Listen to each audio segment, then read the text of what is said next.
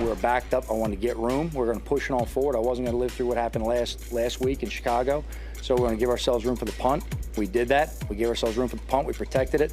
We covered well. We played the field position situation I want to play. We held them on the next drive, and that's the way we want to go ahead and play that. Now, do we want to do that all the time we're backed up? No, but that was a situation today with where we were, and I want to make sure that, the things that we had issues with last week in Chicago, that was not going to repeat itself. Yeah, it's important to use an unprecedented strategy when trying to win a meaningless Week 18 game and to not trust your special teams to actually get off a punt. We got to get a few extra yards. We're on the 3. We better get to the 5. I mean, I feel like he's trying to get fired. I feel like over the last 10 days he's morphed into George Costanza trying to ditch the Yankees for the Mets, dragging around the Super Bowl trophies from the bumper of his car, running around in a flesh-colored bodysuit, whatever it takes to get fired. It's just bizarre to me, Chris. And look, here's what I think is going to happen. And the key for me came from the announcement that Dave Gettleman is retiring, and he's informed ownership in recent days that he's going to retire. Get out of here with that. That's a lie. They've known for weeks that he's out. Here's what I think is going to happen. The Maras, who primarily run the team, I know Steve Tisch is involved, but the Maras run the team. They want to keep Joe Judge, but they don't want to be the ones to come out and say we're keeping Joe Judge. So they're delegating it to the next GM. So the next GM is going to be somebody who will keep Joe Judge. That's going to be one of the implicit requirements for getting the job. You have to be a Joe Judge guy or you're not getting the job. We've seen this coming for weeks. Right. We've seen it coming for months. We've talked about it. It's now playing out. Right. It's now playing out. They're going to hire a general manager who will keep Joe Judge. And it's the general manager's decision. It's not ours. Don't put a caricature of us on the back page of the New York Post. It's not John Mara making the decision. It's the next GM making the decision. Yeah, Mike, I don't disagree with you there. I don't. I'm not, I love the Giants. I love the Mara family, and I stick up for them. But I do. It does look like that.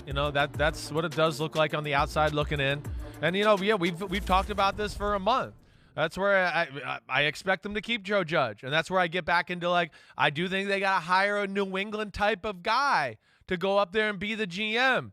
To make, for one, listen, a guy like Monty Austinfort from the Tennessee Titans, a guy like that who I know is getting some interviews and some consideration for GM jobs. He worked in New England. He'll understand, again, to me, that's a win-win. Okay, yeah, if you're the Giants and the Mara family, you can bring a guy like that. He's going to understand Joe Judge, how he works the New England way.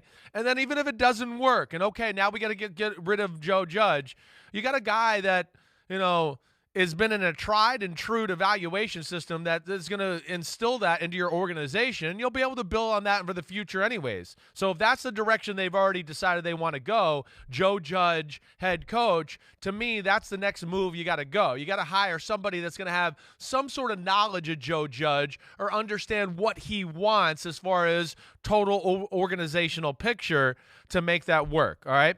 One last thing, Mike, and I want to make this too.